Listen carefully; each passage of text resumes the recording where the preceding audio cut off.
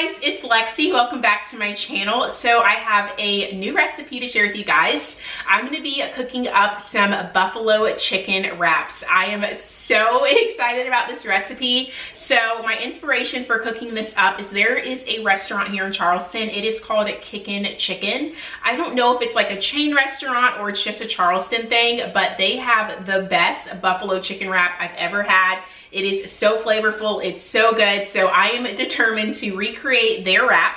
So I figured I know how to make my homemade buffalo sauce. I know how to make my homemade chicken tenders. So I was like, if I can do that, then I can make a wrap. So that's what we're gonna be doing today. We're gonna be using the air fryer because I want my chicken tenders to be so crispy, but I don't wanna fry them. So we're gonna be using the air fryer, and then I thought the buffalo chicken wrap would pair so good with French fries. I know when I order it from the restaurant, I always get a side of fries, so that's what we're gonna be doing today. Give this video a thumbs up if you enjoy it, consider subscribing, and let's get started.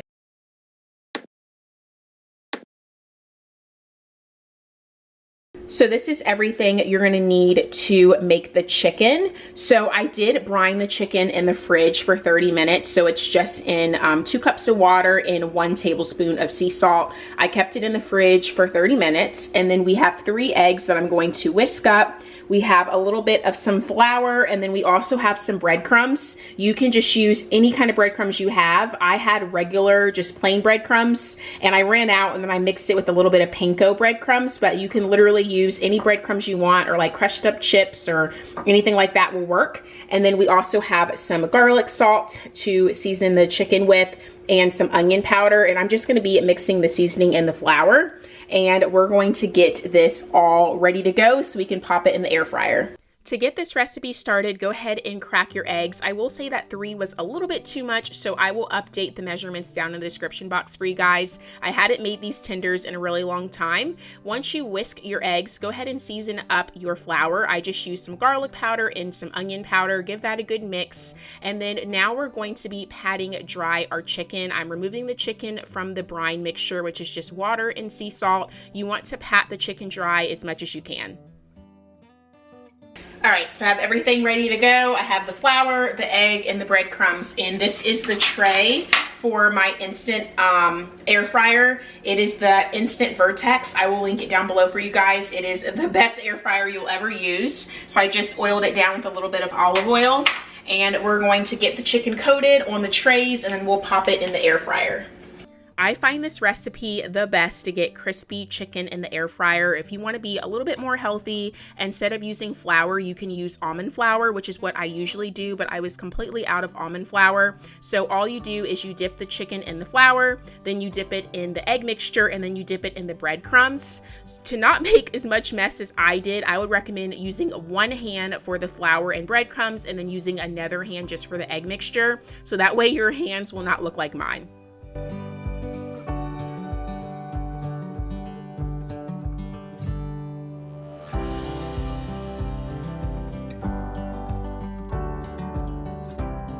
So this is my instant air fryer. I love this guy. It's so awesome because it looks like a little oven, and you can put 2 trays in it so everything just kind of cooks evenly. So I just have some foil, and I'm going to wrap the bottom tray.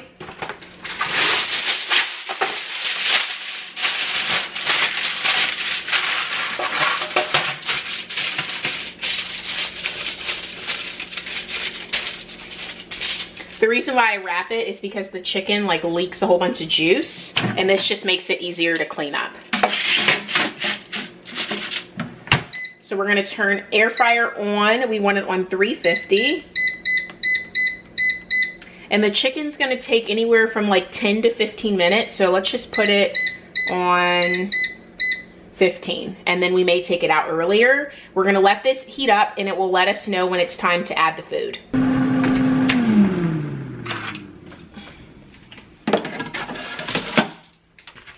I'm just adding the chicken in here. It's all preheated, and I'm going to shut it and let it get cooked up. While our chicken's cooking in the air fryer, let's get started on our buffalo sauce. So I just added 1/3 cup of butter, let that melt up a little bit, and then I'm adding 1/3 cup of some hot sauce, and then I also added 2 tablespoons, which is why you see me kind of do a splash after I added that 1/3 cup, and just give that a good mix. Let it kind of cook up for about 5 minutes, and then you can take it off the heat, and it will kind of start to get like a thicker consistency.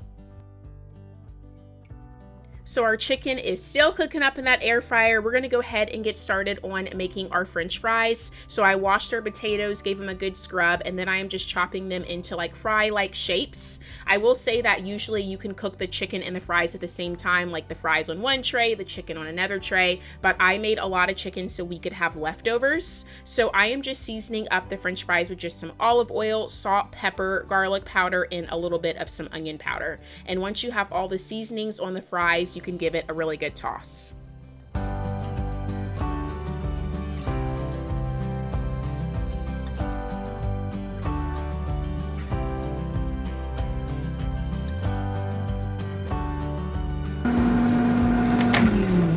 The chicken tenders are all done. We're gonna go ahead and take them out the instant oven, and I will say they took about 18 minutes. I took them out at 15 minutes and they were cooked in the inside, but they weren't as crispy as I wanted them. So at 18 minutes, they got the perfect crisp to them. So I'm putting them on this cutting board, and I'm gonna get these trays washed down so we can go ahead and add our fries to the tray. The French fries are gonna take about 20 minutes in the air fryer, so I went ahead and just put them on the tray. I love the fact that this air fryer has 2 trays, like I said, because you don't have to toss the fries like a traditional air fryer. You do have to rotate the trays out. The instant air fryer will let you know when it's time to rotate them. I find that the tray at the top cooks a lot faster, so it's really important to rotate out those trays at the halfway point.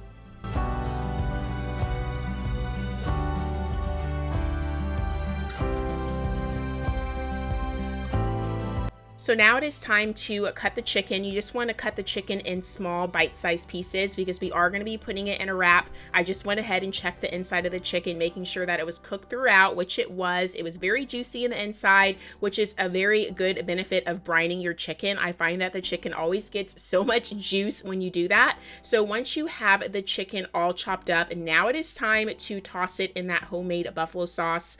I strongly recommend making your own buffalo sauce. I've used the store-bought buffalo sauce and it's not the same, you guys. This recipe literally only takes a few minutes to whip up, and it just gives it such a delicious, unique flavor, just like the restaurants. So don't buy that store-bought buffalo sauce. So I'm just tossing it, and then I found that it was a lot easier to just pour it on top of the chicken and then just kind of like toss it on the sheet pan.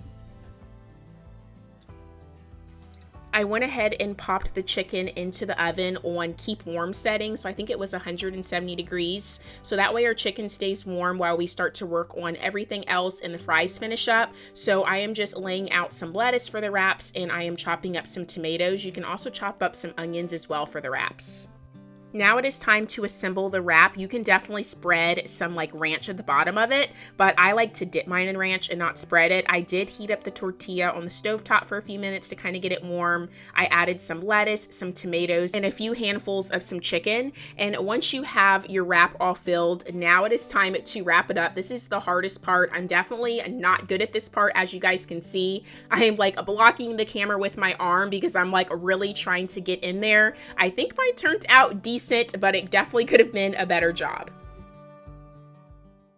Okay guys, so the food is all done. Kind of made a messy plate when I was taking my thumbnail photo, but it turned out so good. I will leave a YouTuber down below for you guys of how to wrap the burrito. I am no expert at doing that. There is a YouTuber, she is just so perfect at it, so I will leave that video if you want to know how to wrap it. Mine's turned out decent, but not as good as hers. So these are how the French fries, the air fryer French fries looks.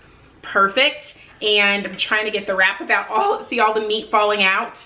Let me see if I can get this one. This one is perfect. So I just put some tomatoes and some lettuce, and that is how it's looking. I'm gonna give it a bite. Amazing. So good. Okay guys, that completes today's video. I hope you guys enjoyed it. If you recreate this recipe, definitely tag me over on Instagram. It's LoveLexyNicole, just like my YouTube. Give this video a thumbs up, subscribe, and I will be seeing you guys right here in a few days with a brand new video. Bye!